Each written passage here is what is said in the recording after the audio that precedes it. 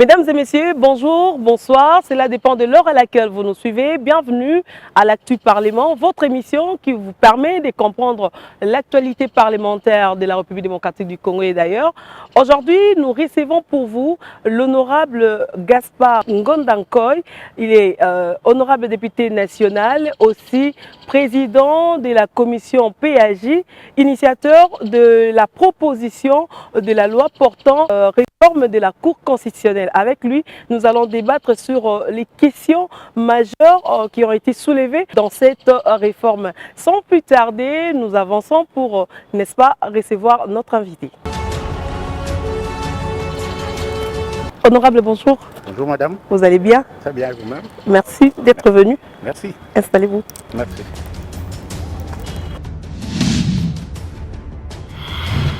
Honorable d'entrée des jeux, vous êtes initiateur de la proposition de loi portant réforme de la Cour constitutionnelle. Quelles sont vos motivations majeures qui vous ont poussé à initier cette réforme de la loi organique numéro 13/026? Tout commence en 2005-2006 avec l'adoption et la promulgation de la Constitution du 18 février 2006, qui est l'actuelle Constitution de la République démocratique du Congo.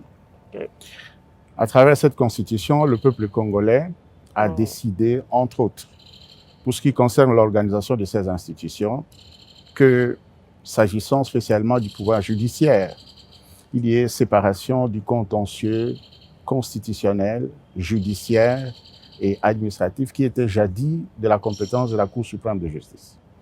Et les constituants ont voulu cette réforme pour plus de spécialité, d'efficacité et de célérité du traitement des dossiers parce qu'il avait été constaté qu'à la Cour suprême de justice, du fait de la concentration de tous ces contentieux, les dossiers s'accumulaient à la Cour suprême, il y avait difficulté de distinguer très bien les compétences de la Cour suprême de justice et en termes de magistrats, il se posait un problème de spécialité dans leur formation.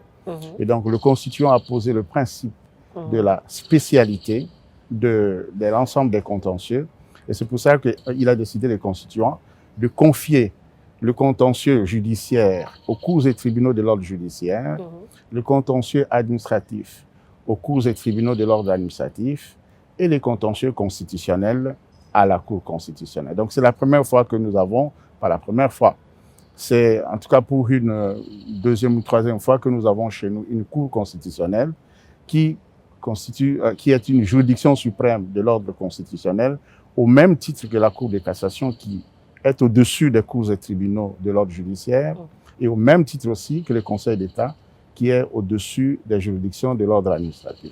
Et donc, à partir de ce moment-là, il y a eu des initiatives qui ont été prises par des parlementaires à cette époque-là. Je cite ici notamment l'honorable Boulet. L'honorable Sessang avait contribué également dans l'élaboration de ces textes.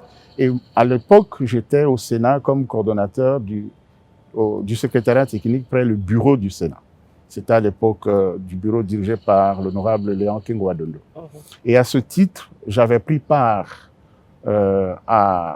aux discussions et à l'élaboration de cette proposition de loi qui était déposée, que nous avons améliorée.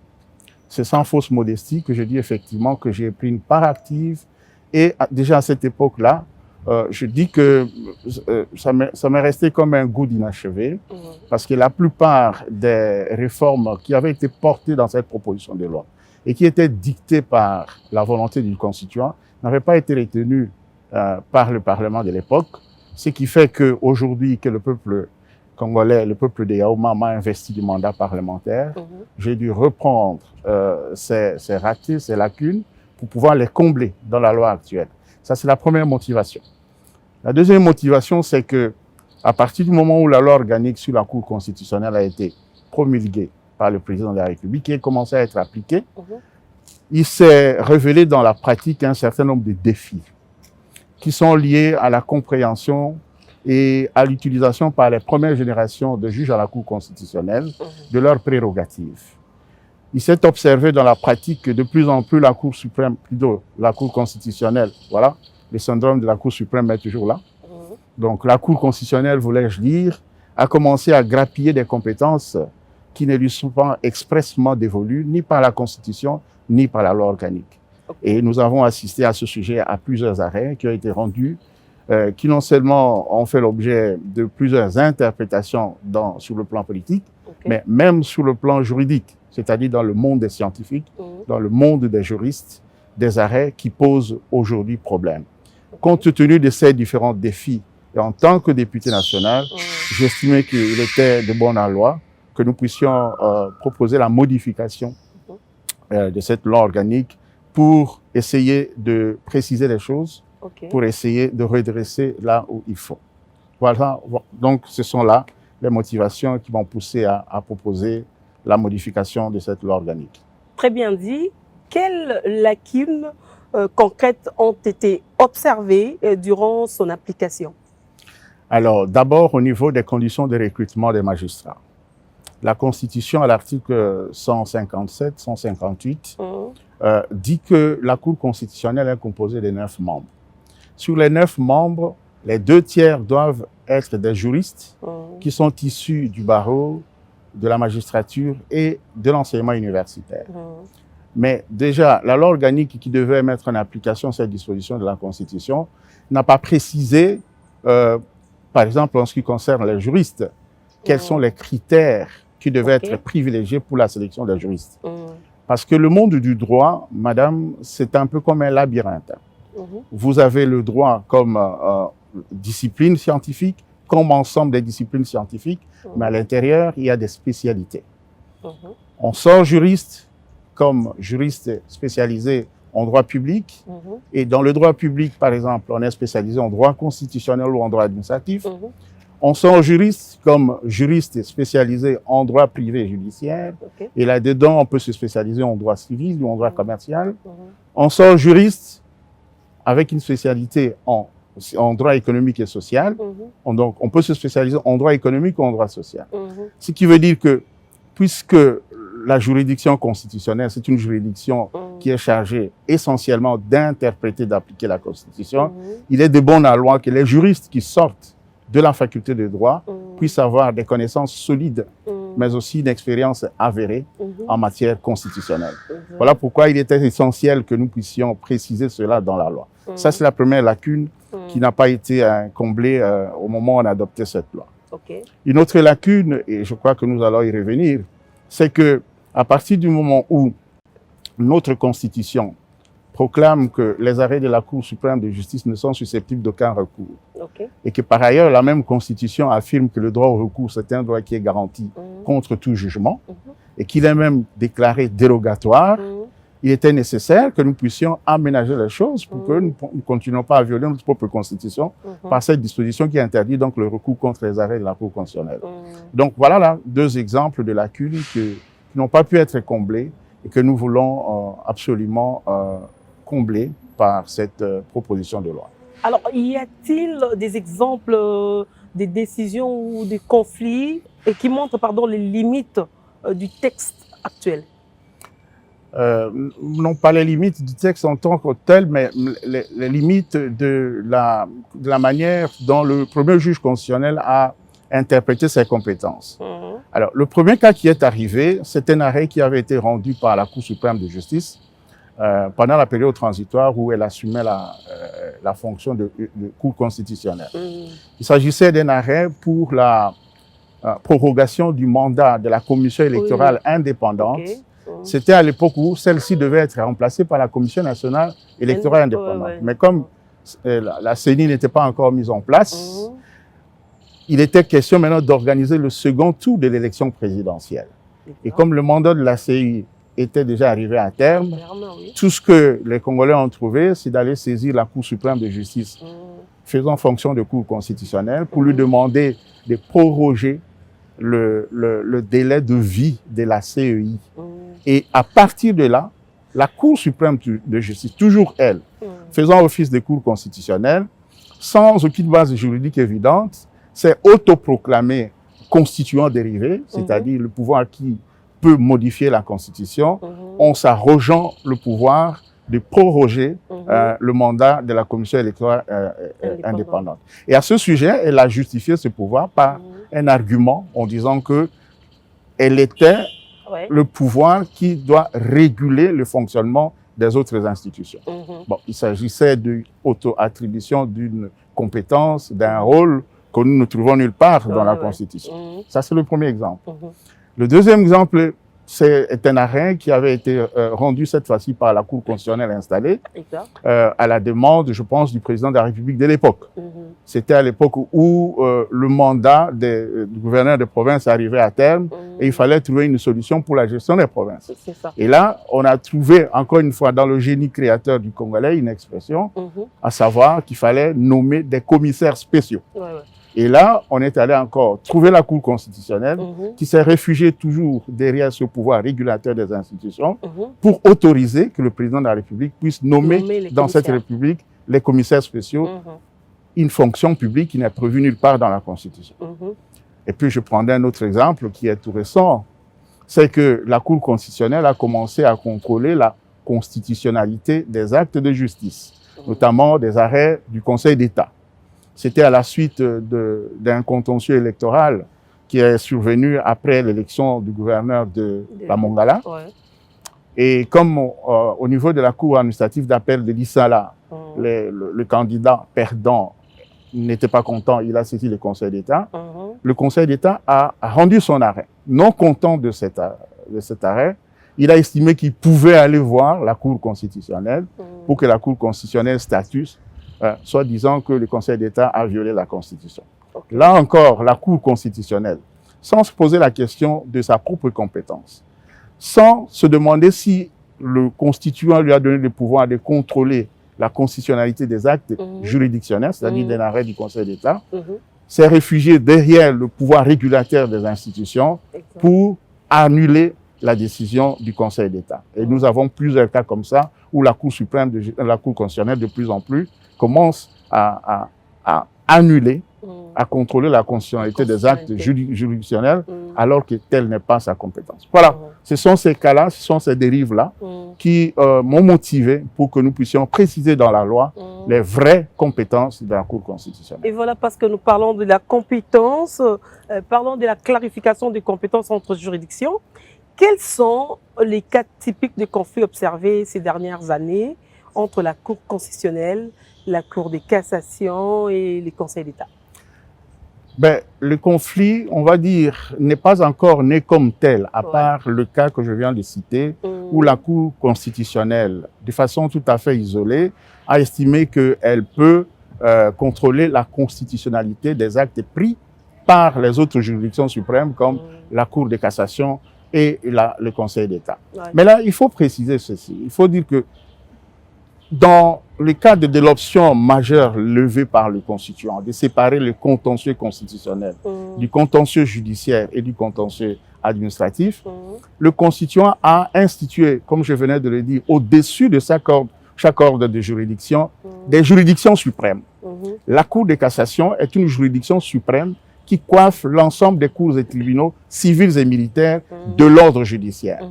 Le Conseil d'État est une juridiction suprême, au même titre que la Cour constitutionnelle et la Cour de cassation, qui coiffe toutes les juridictions de l'ordre administratif, que ce soit des juridictions ordinaires ou des juridictions spécialisées.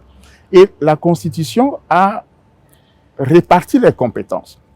La Cour de cassation a principalement pour prérogative de recevoir des pouvoirs en cassation contre les arrêts et les jugements qui sont rendus par les cours et tribunaux inférieurs.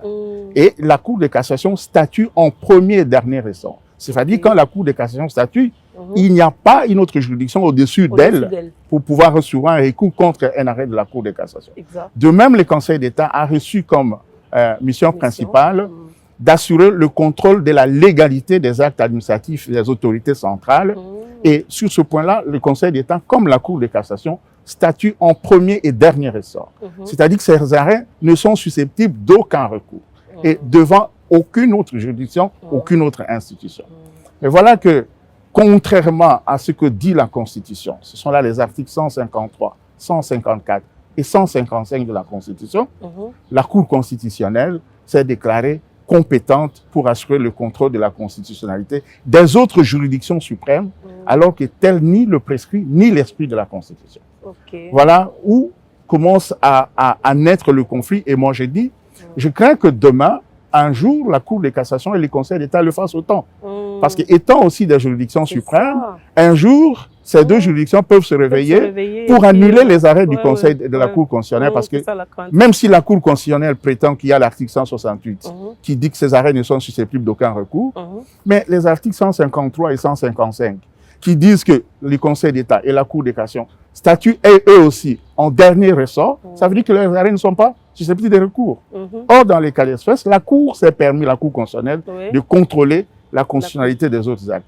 C'est pour ça que je crains qu'il y ait la guerre des juges dans notre pays un jour, si jamais ces deux autres juridictions interprétaient de manière extensive, eux aussi, leurs propres compétences. Voilà où se trouve le germe du conflit. Alors, quelle clarification ce projet apporte-t-il pour éviter ces chevauchements? Très bien. Alors, la clarification se trouve d'abord dans la précision des compétences qui sont dévolues à la Cour constitutionnelle. Ça existe déjà dans la loi parce que l'article 42 indique, la loi a déjà prévu ça. Oui, indique que la Cour constitutionnelle n'a de compétences que celles qu'elle tire des articles précités de la Constitution. Et c'est mentionné, la Cour constitutionnelle a fait fi de cela. Alors, ma proposition de loi vient renforcer cet article 42, d'abord en rappelant que la Cour ne peut pas aller au-delà de ses compétences telles qu'énumérées. Et si elle va au-delà, en principe, toute usurpation de pouvoir, tout dépassement des fonctions, d'abord doit être sanctionné sur le plan disciplinaire par le Conseil supérieur de la magistrature. Ensuite, l'œuvre qui est issue de ces dépassements doit être considérée comme nulle et de nul effet, parce que justement, ce sont des arrêts qui sont pris en violation de la Constitution et de la loi. Voilà une des innovations majeures qu'apporte cette proposition de loi. En plus du fait que l'on précise les compétences contentieuses et les compétences non contentieuses de la Cour constitutionnelle. D'après la Constitution, en matière contentieuse, notre Cour constitutionnelle n'exerce que 5 compétences. Il est l'interprète de la Constitution, à la demande de certaines autorités. Il est le juge de la constitutionnalité des actes législatifs et des actes réglementaires, pas d'autres types d'actes. Il est le juge du conflit des compétences entre le pouvoir central et les provinces, entre le pouvoir législatif et le pouvoir exécutif, ainsi que juge du conflit d'attribution entre les juridictions de l'ordre judiciaire et la juridiction de l'ordre administratif. Mais il faudrait préciser ce que c'est un conflit de juridiction. Il est encore le juge pénal du président de la République et du Premier ministre, ainsi que de leurs co-auteurs et de leurs complices. Et enfin, il est le juge du contentieux électoral et référendaire. À part ces 5 compétences en matière contentieuse, elle a des compétences en matière non contentieuse, c'est-à-dire lorsqu'il s'agit d'un litige qui ne suppose pas au départ une contestation. C'est par exemple la réception du serment du président de la République, la réception du patrimoine familial du président de la République, des membres du gouvernement et des autorités désignées par la loi, etc., etc. En dehors de ces compétences, la Cour n'a reçu aucune autre, ni de la part du constituant, ni de la part du législateur. En s'autoproclamant régulateur des institutions, voire même protecteur des droits fondamentaux, la Cour s'est attribué une compétence qu'elle n'a pas. C'est vrai que toute juridiction, qu'il s'agit de la juridiction constitutionnelle, de la juridiction judiciaire ou de la juridiction même administrative, quand elle exerce ses compétences, elle régule d'une certaine manière les autres pouvoirs publics. Mais ce pouvoir régulateur, ce n'est pas un pouvoir motu proprio, ce n'est pas un pouvoir qui est détaché des compétences qui sont dévolues. C'est en exerçant les compétences dévolues que l'on assure la régulation des autres institutions, des autres pouvoirs publics. Ce pouvoir ne peut pas sortir ex nihilo, ce qu'a fait la Cour constitutionnelle malheureusement. Alors, y a-t-il un mécanisme de coordination ou encore de règlement prévu? Entre les 3 juridictions, il n'y en a pas à l'heure actuelle, sauf à dire que chaque juridiction est suprême dans son ordre. Lorsqu'elle a statué définitivement. Il n'y a plus de recours. C'est pour cette raison qu'un des mécanismes de régulation que je prévois dans la loi organique, c'est que à partir du moment où toutes les trois juridictions sont suprêmes, et si l'une d'entre elles essaie de s'immiscer dans les compétences des autres, il faut que le Conseil supérieur de la magistrature, qui est l'organe de gestion des magistrats, puisse, en ce moment-là, sur le plan disciplinaire, s'occuper des magistrats qui ont interprété faussement la Constitution. Parce qu'il ne faut pas l'oublier, la fausse interprétation de la loi constitue une faute disciplinaire. Et de cette manière-là, si le juge de la Cour constitutionnelle continue à interpréter faussement la Constitution, il faut que le Conseil supérieur de la magistrature, qui est l'organe de gestion des magistrats, puisse s'occuper de leur cas. Peut-être de cette manière-là, on pourrait réguler ce genre de comportement. Alors, parlons de la question de double degré de juridiction. Comment votre proposition de loi prend-elle en compte cette préoccupation de double degré de juridiction?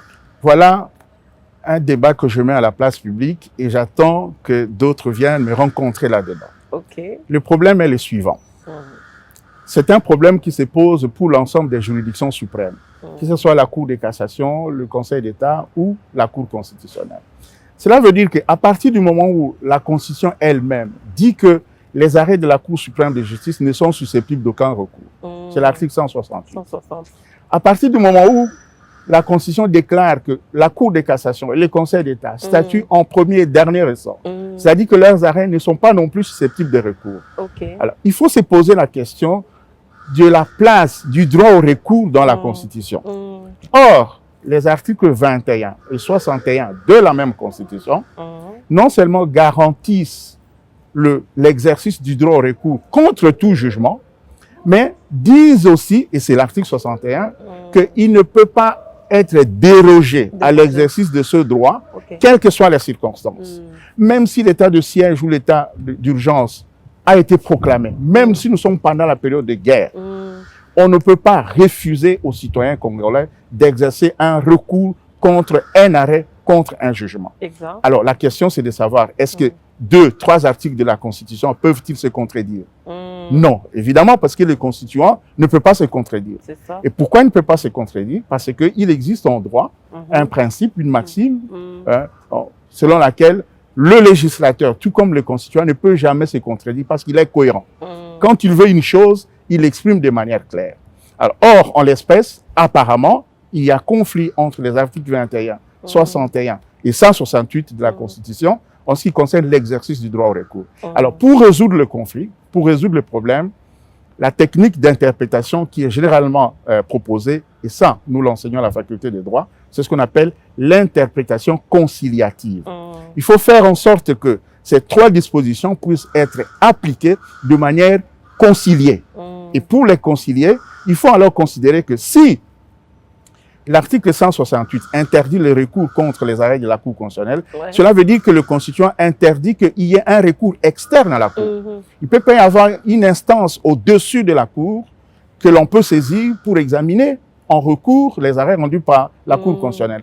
De ce point de vue-là, l'article 168 est parfaitement en accord avec la volonté du constituant. En revanche, pour tenir compte du droit de recours contre tout jugement qui est affirmé aux articles 21 et 61, il est possible alors d'organiser au sein même de la Cour un recours interne. En ce moment-là, c'est pour cette raison que dans ma proposition, il y a cette idée qu'au sein de la Cour, il existe 2 chambres. La première chambre, qui est la chambre de jugement, qui sera composée de 3 juges, pourrait, en matière pénale surtout et en matière référendaire et électorale, statuer au premier degré. Et si quelqu'un n'est pas d'accord, il peut saisir alors la grande chambre, qui est composée en ce moment-là des 9 juges, pour pouvoir garantir ce principe du double degré de juridiction. Voilà une des propositions, une des innovations que je propose dans le cadre de cette proposition de loi. La matière est tellement vaste que nous ne serons pas en mesure de terminer toute la matière. Donc, on sera en mesure de vous revenir encore une seconde fois. Mais avant déjà de commencer à chiter à notre émission, pouvons-nous savoir, parce qu'on parle de droit au recours, est-ce que le droit des recours est-il garanti sans retard de traitement des affaires? Non, les droits des recours sont toujours encadrés par des délais. Il y a des délais pour exercer un recours, ça dépend des matières. En matière électorale, pour l'élection présidentielle, le délai de recours est de 7 jours. En matière d'élection des députés nationaux, il est de 2 mois. Dans les autres matières, il peut être de 30 jours, on peut abréger à 8 jours en cas d'urgence, etc. Donc, l'exercice du droit au recours n'est pas infini, il est encadré dans le cadre de certains délais, et donc ça ne peut pas, en principe, faire retarder l'issue du procès. Alors, parlons du renforcement de l'indépendance de juridiction. Quels mécanismes concrets garantissent cette indépendance? Alors, pour ce qui concerne la Cour constitutionnelle tout spécialement, un des mécanismes pour assurer l'indépendance qui avait été conçu, c'est le principe de renouvellement par tiers et après chaque 3 ans de la Cour constitutionnelle. Pourquoi? Cela permet qu'il y ait de nouvelles figures qui entrent dans la juridiction. D'abord, ça aura l'avantage de permettre un revirement des jurisprudences parce qu'il y aura d'autres juges qui auront peut-être une autre intelligence de la Constitution, qui pourraient revenir sur les arrêts pris par les premières générations de juges. Et la deuxième fonction du renouvellement des juges, c'est que cela permet de décaler les mandats des juges qui sont désignés à la Cour constitutionnelle par leurs autorités de désignation, à savoir le président de la République et les députés et les sénateurs. Parce que si les députés ont un mandat de 5 ans, le président de la République a un mandat de 5 ans, et que les juges ont un mandat de 9 ans, renouvelable par tiers tous les 3 ans, ça veut dire qu'au bout des 5 ans du président de la République et des députés et sénateurs, il y aura des juges qui vont demeurer là-bas au-delà de leur mandat. Et donc, de ce point de vue, il y aura un détachement, on va dire, politique entre les membres de la Cour constitutionnelle et les autorités de nomination. De point de vue, ça va renforcer un tout petit peu l'indépendance du pouvoir judiciaire. Mais l'indépendance du pouvoir judiciaire n'est pas garantie que par ça. Il y a d'autres mécanismes qui sont prévus en termes de garanties juridiques, en termes d'autonomie financière, etc., qui doivent être garantis aux juges pour qu'ils soient à l'abri des pressions politiques. Alors, le mot dénomination de juge est-elle prévu ou encore renforcé? C'est prévu, j'ai proposé le renforcement. Ce qui est prévu, c'est que parmi les 9 juges de la Cour constitutionnelle, 3 sont désignés par l'Assemblée nationale et le Sénat réunis en congrès. 3 sont désignés par le Conseil supérieur de la magistrature et 3 sont désignés par le président de la République. Tous sont nommés par le président de la République, mais ils proviennent de ces 3 autorités de désignation. Mais le renforcement que j'ai apporté, c'est que puisque la Constitution dit que 2 tiers de ces 9 juges sont des juristes, et que ce sont des juristes qui viendront manier tous les jours la Constitution, le moins que l'on puisse demander est que ces juges aient des connaissances les plus pointues et des expériences les plus avérées en matière constitutionnelle. Ce qui va se prouver entre autres par leur diplôme, ainsi que par le nombre d'années qu'ils ont pris dans le maniement de la Constitution. Voilà. Alors, honorable, nous sommes vraiment arrivés à la fin de notre émission par rapport au timing. Si vous pouvez nous faire la synthèse de tout ce que vous venez de dire, mais en langue nationale de votre choix. Merci beaucoup. Je vais essayer en lingala. D'accord. Parce que c'est ma langue. Vous êtes libre. Nazali Molobili Abana Mboka, Nazali député.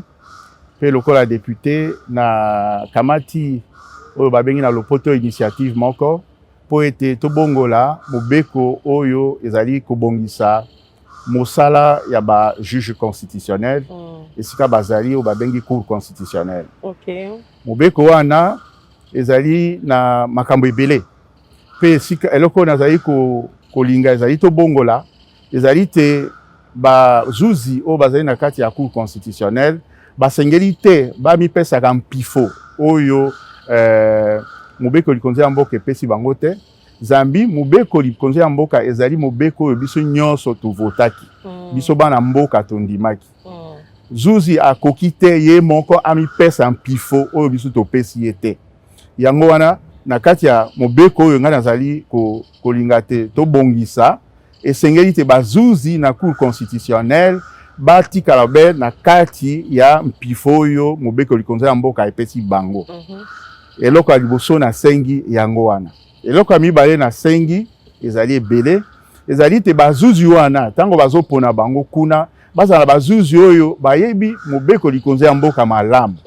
Bakoki kotongola yango malamu pe bakoki kosala te mobeko wana bato batosa yango malamu. Zambi bango nde bazali kolakisa bato eloko nini population alingaki tango avotaki mobeko likonzi ya mboka.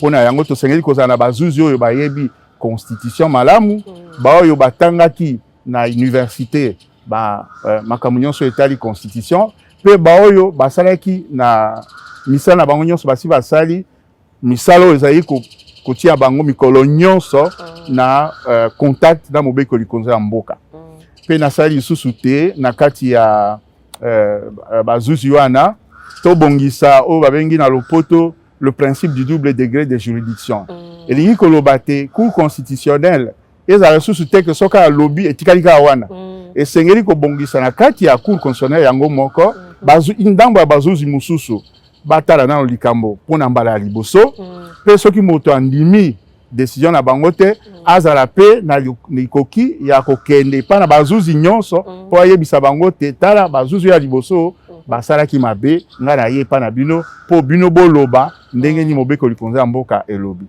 tala mwa mbongwana oyo na lingi tokotisa na kati ya mobeko wana pe nazali kolika te bandeko na ngai badepute bakoyokela ngai bakolanda ngai po ete tozwa mbongwana oyo ya sika na kati ya cour constitutionnelle. Merci beaucoup, honorable Balamboka Boyoki Bongo Ndenge, honorable Paul Gaspard Ngonda Koy, auti ko liyana na lingala, bolandi yango pe bo comprendre malamu, et donc on a initié qui comme projet à loi dans le Parlement pour la réforme et la Cour constitutionnelle. Alors, chers téléspectateurs, merci honorable d'abord d'avoir répondu à notre invitation et avec tous les détails que vous avez fournis au cours de cette émission.